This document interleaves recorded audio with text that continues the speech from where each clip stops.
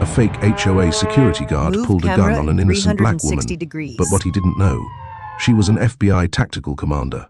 Within minutes, his career and the entire HOA came crashing down. The sun was beginning to set over the quiet streets of Oak Ridge Estates, a neighborhood notorious for its strict OA rules and overbearing security team. The lawns were pristine, the hedges trimmed, and the HOA board prided itself on controlling every detail of the community. But what was meant to be just another peaceful evening was about to spiral into an unforgettable confrontation. Frank Doyle, head of HOA security, strutted through the subdivision with the self-importance of a man who thought his badge made him untouchable. A former mall cop who never made it into real law enforcement, Frank wore his black tactical vest like armor and carried his pistol as if it gave him absolute authority. To him, Oak Ridge Estates wasn't just a neighborhood, it was his personal kingdom. That's when he noticed an unfamiliar SUV pulling up near the clubhouse. Out stepped a black woman in jeans and a jacket, holding her phone and keys. Frank's eyes narrowed immediately. In his mind, outsiders were threats, and this woman was no exception. Her name was Jordan Matthews, though Frank didn't know it. To him, she was just suspicious. But in reality, Jordan was no ordinary visitor. She was a highly decorated FBI tactical commander, with years of experience handling life-or-death standoffs. Today, however, she wasn't here on duty. She was simply visiting a longtime friend who lived in Oak Ridge Estates. "Hey, you can't park here," Frank barked, his hand twitching near his holster. His voice carried the arrogance of unchecked power. Jordan turned slowly, her expression calm but firm. "I'm visiting someone. There's no problem here." But Frank didn't back down. Fueled by ego and prejudice, he suddenly pulled his gun and aimed it directly at her. Gasps erupted from nearby neighbors, peeking from their porches. What Frank didn't know was that the woman standing before him was the wrong person to threaten. Jordan Matthews wasn't just visiting Oak Ridge. She was about to teach its so-called security a lesson he would never forget. The street fell into a tense silence. The muzzle of Frank Doyle's gun glinted under the fading sunlight, steady but reckless as it pointed at Jordan Matthews. Several neighbors had gathered behind the yellow HOA security tape Frank had set up earlier in the day, their eyes wide, phones raised to capture the unfolding scene. Jordan didn't flinch. Years of FBI tactical training had hardened her nerves, and while most people would have panicked with a gun aimed at their chest, she remained unnervingly calm. Her sharp gaze met Frank's, and in that instant, the balance of power shifted, though Frank was too arrogant to notice. "Lower your weapon," Jordan said firmly, her voice measured but commanding. "You don't want to make this mistake," Frank scoffed, trying to mask the slight tremor in his voice. "This is private property. You don't belong here. You think you can just walk in like you own the place?" His words dripped with hostility, but beneath them was insecurity. Jordan took a step forward, her hands raised slightly, not in surrender, but in a controlled gesture to defuse. "I told you, I'm visiting a friend. You're escalating a situation that doesn't need escalation. Put the gun down." The neighbors exchanged uneasy whispers. One woman clutched her child's hand tighter. Another man whispered, "She's handling this better than any cop I've seen," but Frank's ego was a fire already lit. "I don't care who you're visiting. Around here we follow my rules," he barked, his finger pressed dangerously close to the trigger. Jordan's jaw tightened. Her patience was thinning, but she knew one wrong move could cause chaos. She wasn't just defending herself, she was protecting everyone watching. In that moment, Jordan's phone buzzed in her jacket pocket. A coded alert flashed across the screen, FBI tactical team, nearby, standby order. Frank had no idea he wasn't just picking a fight with a visitor. He was seconds away from igniting a federal-level confrontation. Frank Doyle's hand shook slightly, though he tried to hide it behind his forced bravado. His gun was still fixed on Jordan Matthews, but he could feel the weight of the neighbors' eyes pressing against his back. Some were whispering, some filming, and a few were silently begging for him to back down. But Frank wasn't the type to back down, not when his authority was questioned. "I said stay where you are," he barked, his voice breaking the silence like a whip. "Don't you dare take another step." Jordan tilted her head, her calm demeanor unnerving him even more. "You've already crossed the line, Doyle," she said. "You're pointing a gun at an unarmed woman, in front of witnesses, on camera. Do you understand how serious that is?" Her tone wasn't fearful, it was matter-of-fact, the kind of tone that came from someone who had stared down armed men before and walked away standing. The neighbors were whispering louder now. "She called him Doyle," one man said. "How does she know his name?" Another woman muttered. "She's not scared at all. Who is she?" Frank's jaw clenched. "Don't play games with me," he spat, though his voice betrayed his unease. "I run security here. You answer to me." Jordan's eyes narrowed. She took a slow breath and lowered her voice just enough that only he could hear. "No, Frank. You answer to me. You just don't know it yet." The words hit him like a slap, but before he could react, Jordan shifted her stance slightly, her training evident in her balance and precision. Her entire body radiated quiet authority. Then came the sound that froze everyone, the distant roar of multiple SUVs pulling into Oak Ridge Estates, dark tinted windows, government plates. The crowd gasped. Frank's grip on his weapon faltered as realization flickered across his face. Jordan hadn't come alone. The rumble of engines grew louder as 3 black SUVs rolled to a stop just beyond the Oak Ridge Estates gate. Their tinted windows reflected the last streaks of sunset, and the sharp metallic slam of doors opening echoed across the street. Every neighbor who had gathered outside gasped as men and women in dark tactical gear stepped out. Their jackets bore the unmistakable yellow letters, FBI. Frank Doyle's face went pale for a fraction of a second, but pride and stubbornness quickly drowned it out. He tightened his grip on the gun, refusing to lower it. "Stay back!" he yelled, though his voice cracked under the weight of his own fear. "This is HOA property. You don't have jurisdiction here." The statement drew a ripple of nervous laughter from the crowd. One man whispered, "Is he insane? You don't tell the FBI they don't have jurisdiction." Jordan Matthews didn't flinch. She stood tall, eyes locked on Frank. Her calm presence was a stark contrast to his shaking bravado. "Frank," she said evenly, "this is your last chance to lower that weapon before you make a mistake that will follow you for the rest of your life." One of the tactical agents approached cautiously, weapon lowered but ready. "Commander Matthews, are you secure?" the agent called out. A collective gasp swept through the crowd. "Commander?" The murmurs started instantly. The woman Frank had been threatening wasn't just a visitor, she was in command of the very agents now surrounding him. Frank's eyes darted between Jordan and the approaching team, his face turning red with humiliation. "Commander," he muttered under his breath, disbelief crashing against his fragile ego. Jordan's lips curved into the faintest smirk. "I told you, Frank. You answer to me." The crowd erupted into whispers, and for the first time Frank Doyle realized just how badly outmatched he was. Frank Doyle's knuckles were white against the grip of his pistol. Sweat trickled down his temple, but his pride wouldn't allow him to lower the weapon. He could feel dozens of eyes burning into him, the neighbors, the cameras, and now the heavily armed FBI tactical agents closing in. Jordan Matthews stood firm, her voice cutting through the thick tension like a blade. "Frank, listen carefully. Right now, you're not just pointing a gun at me, you're aiming at a federal commander in front of witnesses, on live recordings. If you pull that trigger, your life as you know it is over." Her words were calm, but the weight behind them was crushing. One of the FBI agents took a step forward, his rifle angled low but ready. "Drop your weapon!" he barked. "Hands where we can see them!" Frank's eyes darted wildly. His world was collapsing, but his pride screamed louder than reason. "You can't just come in here!" he shouted. "This is Oak Ridge Estates. I'm in charge here," the neighbors murmured, some shaking their heads in disbelief. "He's gone mad," a woman whispered. Another neighbor muttered, "He's finished. He doesn't even realize it." Jordan took a slow, deliberate step toward him. The move was risky, but her confidence was absolute. "Frank, you're not in charge here. You never were. The badge you wear isn't authority, it's borrowed power, and right now it's slipping through your fingers." For the first time, Frank, hand visibly trembled. His ego wrestled with the truth standing in front of him. The crowd, the agents, and even the children watching from porches were waiting for his choice. A beat of silence stretched out, thick, suffocating. Then, with a voice that betrayed his crumbling control, Frank hissed, "I won't be humiliated. Not by you." And instead of lowering the gun, he tightened his grip. The air snapped with tension. One wrong move, and Oak Ridge Estates would witness a tragedy. The street was frozen in silence. The only sound was the faint hum of engines from the FBI SUVs still idling at the curb. Every eye in Oak Ridge Estates was locked on Frank Doyle, his gun trembling but still pointed at Jordan Matthews. "Don't do it," one of the agents warned, his rifle raised now, finger resting firmly near the trigger. "This is your last chance." Frank's chest heaved, his breath ragged.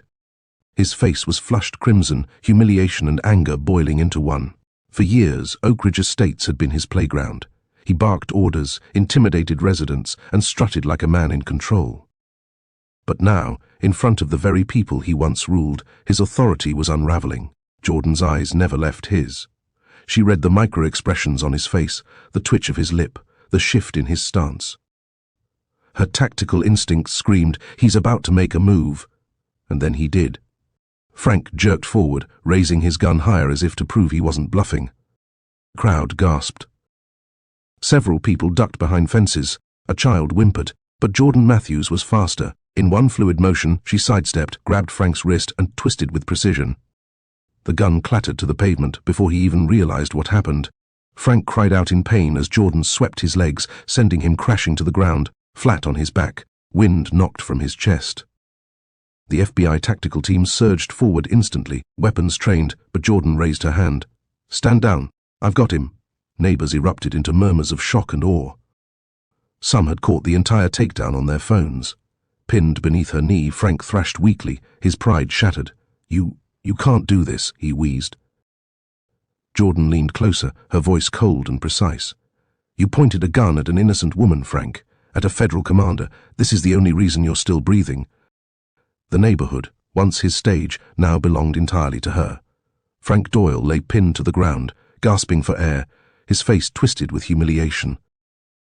The weapon that once gave him power now sat useless in the hands of an FBI agent who had swiftly secured it. The crowd of neighbors murmured, phones still recording, eyes wide with disbelief. For years, Frank had bullied them under the banner of HOA security.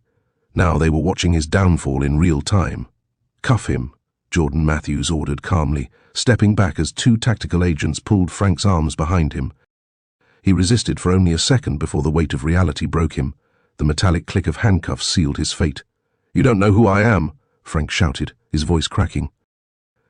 "The board put me in charge. They'll back me up." But no one in the crowd believed him anymore. A man from the cul-de-sac sneered, "Back you up? After this, you're finished." Jordan straightened her jacket, her composure unshaken. Her eyes scanned the neighbors, making sure no one else was in danger. Then she turned her attention back to Frank. "You've endangered innocent people, abused your position and drawn a weapon without cause. The HOA board won't save you from federal charges." Two agents hauled Frank to his feet. His face was red, his bravado drained, but still he muttered under his breath, "This is my neighborhood, my rules." The crowd jeered. Someone shouted, "Not anymore." Behind the scenes, though, the HOA board members had already begun whispering among themselves. Inside the clubhouse, 3 of them huddled by the window, peering nervously at the spectacle outside. "This could destroy us," one whispered. "Do you realize what it means if she presses charges?" another said. "We have to control the story before it gets out of hand," the president muttered grimly. But it was already too late. The story wasn't just out of hand. It was spreading across social media, neighbor by neighbor, video by video. Oak Ridge Estates had just become the center of a scandal they couldn't contain. Inside the Oak Ridge Estates clubhouse, the HOA board sat around the long mahogany table, their voices hushed but frantic. The blinds were half drawn, but the flashing red and blue lights outside bled through, reminders of the chaos unfolding at their doorstep. "This is a disaster," muttered Eleanor Briggs, the HOA president, her hands trembling as she gripped a glass of water. "If word gets out that our head of security pulled a gun on a federal commander—" "Word's already out," interrupted board treasurer Calvin Harris, holding up his phone. "Look, it's all over social media. Neighbors are live-streaming it." The board members exchanged horrified looks. They had handpicked Frank Doyle to be their enforcer, their blunt weapon to keep Oak Ridge Estates in order. Now, that decision was about to bury them. "We need to spin this," Eleanor said sharply. "We'll say Jordan was trespassing, maybe even threatening Frank. Paint her as the aggressor." Before she could finish, the heavy double doors of the clubhouse opened. The room went silent as Jordan Matthews walked in, flanked by 2 FBI agents. She carried herself with quiet authority, her badge now displayed openly on her jacket. The board members froze like children caught red-handed. "Mrs. Briggs." "Mr. Harris," Jordan said evenly, addressing them by name without hesitation. "Interesting to hear how you plan to spin what just happened." Eleanor's mouth went dry. "Commander, we didn't realize—" "No," Jordan cut her off, her tone like steel. "You realized exactly what you were doing when you empowered a man like Frank Doyle. You gave him a gun, authority, and no oversight. And today, in front of your entire community, he nearly shot an innocent person. Me." Calvin swallowed hard, glancing at Eleanor. "This doesn't have to go public." Jordan leaned forward, her voice low and dangerous. "It already is. The only question now is how deep this investigation will go, and how many of you are going down with him." The board sat in stunned silence. For the first time they understood their control over Oak Ridge Estates was slipping away. As the HOA board sat frozen in the clubhouse, the real storm brewed outside. Neighbors gathered in clusters across Oak Ridge Estates, their phones buzzing with notifications as videos of Frank Doyle's takedown went viral. What had once been whispered frustrations about the HOA's heavy hand was now an open roar. "This is what we've been saying for years," shouted Linda Perez, a longtime resident. "Frank's been harassing people, writing tickets, threatening fines, and bullying anyone who spoke up." Another neighbor, George Whitman, raised his phone high. "Well, he's not bullying anyone now. Millions of people just saw him pull a gun on a woman who turned out to be FBI." The crowd erupted in murmurs of agreement. Children peeked from behind their parents, wide-eyed at the flashing lights and suited agents. The once intimidating presence of Frank Doyle's security patrol now seemed laughable compared to the federal officers moving methodically through the neighborhood. Jordan Matthews stood at the center of it all, calm and resolute. She had shed the pretense of being a visitor. Now everyone knew she was the FBI tactical commander. Her presence gave the residents a courage they hadn't felt in years. "Commander," a woman approached her nervously, clutching her toddler's hand. "Will he really face charges? Or will the HOA cover this up like they always do?" Jordan met her gaze firmly. "Not this time. You have my word." From the edge of the crowd, an older man stepped forward, Harold Green, one of the longest residents of Oak Ridge Estates. His voice shook, but it carried strength. "We let them scare us into silence for too long. It ends tonight. We're done living under their thumb." Applause broke out, tentative at first, then louder. People began sharing their stories, harassment, fines, threats, even moments when Frank had brandished his gun before. For the first time, Oak Ridge Estates didn't sound like a neighborhood under HOA control. It sounded like a community reclaiming its power. And Jordan Matthews knew this was only the beginning. By the next morning, Oak Ridge Estates no longer felt like the same neighborhood. The streets, usually lined with joggers and dog walkers, were now crowded with news vans. Satellite dishes rose above driveways, reporters shoved microphones toward anyone willing to speak, and neighbors who had been silent for years suddenly had stories pouring out of them. Inside the clubhouse, the once-feared HOA board sat in a circle, their faces drawn with exhaustion and fear. The air smelled of stale coffee and panic. Eleanor Briggs, the president, rubbed her temples as agents in dark suits entered with briefcases. "Mrs. Briggs, Mr. Harris, and the rest of you," one agent began, sliding folders onto the table. "By order of the Federal Bureau of Investigation, this HOA is now the subject of a federal inquiry." The words hung heavy in the air. "On what grounds?" Calvin Harris asked weakly. Jordan Matthews stepped into the room, her badge gleaming. "On the grounds of enabling unlawful use of force, misuse of authority, intimidation of residents, and civil rights violations." Eleanor's face drained of color.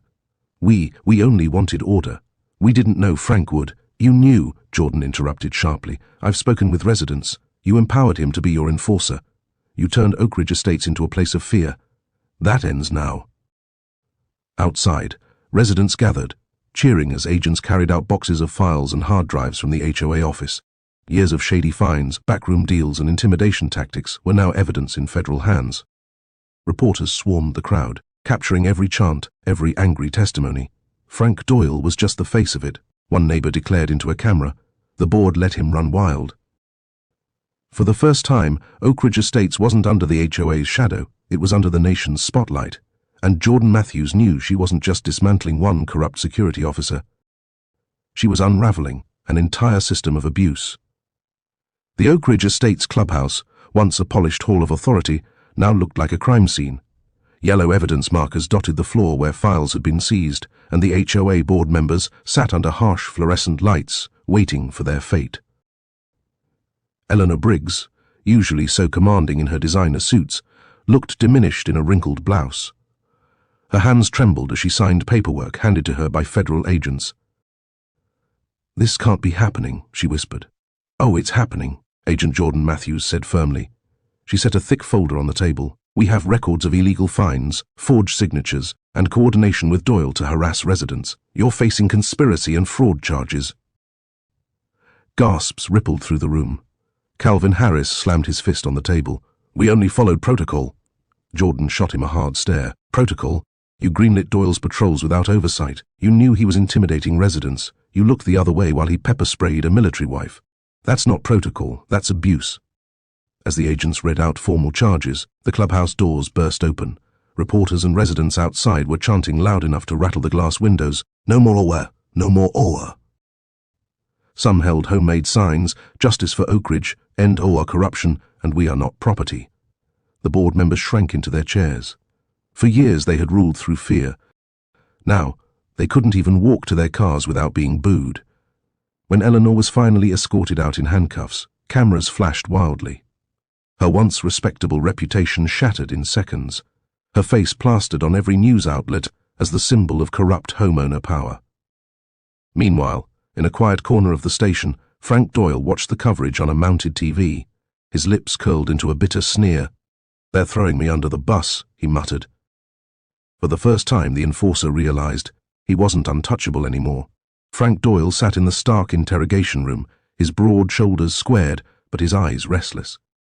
For years he had strutted around Oak Ridge like a warlord in uniform. Now, stripped of his security badge and sitting across from the FBI, the power had drained from him. Agent Jordan Matthews placed a thick case file on the table. "You had choices, Doyle. You could have reported the board's illegal practices. Instead, you escalated them: intimidation, unlawful detainment, and pulling a firearm on an unarmed woman." Frank scoffed, but his voice cracked. "They gave me orders, said I was protecting property values." Jordan leaned forward. "Protecting? You threatened families. You drew a gun on Commander Maya Henderson, an FBI tactical leader. You knew nothing about her background, her service, or the danger you put her in. If she hadn't shown restraint, you'd be a dead man right now." Silence thickened. Frank's jaw tightened as reality hit. Maya could have ended him that day, and the law would have stood by her. The door creaked open. Maya Henderson herself walked in, her presence commanding the room. She set her palms on the table, her voice steady but razor-sharp. "You tried to take my dignity, Doyle, but you only exposed your own weakness. Men like you hide behind fake authority. Real authority comes from serving, not bullying." Frank's shoulders slumped. For the first time, he looked defeated. Jordan slid a plea agreement across the table. "You help us bring down every corrupt HOA you worked with, and maybe, you'll see daylight again." Outside, the Oak Ridge residents gathered to hear the verdict. Children played in yards without fear for the first time in years. The air felt lighter, like the grip of oppression had finally broken. As Maya stepped out to address the crowd, cheers erupted. Her words carried strength and finality. "Justice is served. Oak Ridge is free." And for the first time in a long time, Oak Ridge truly felt like home.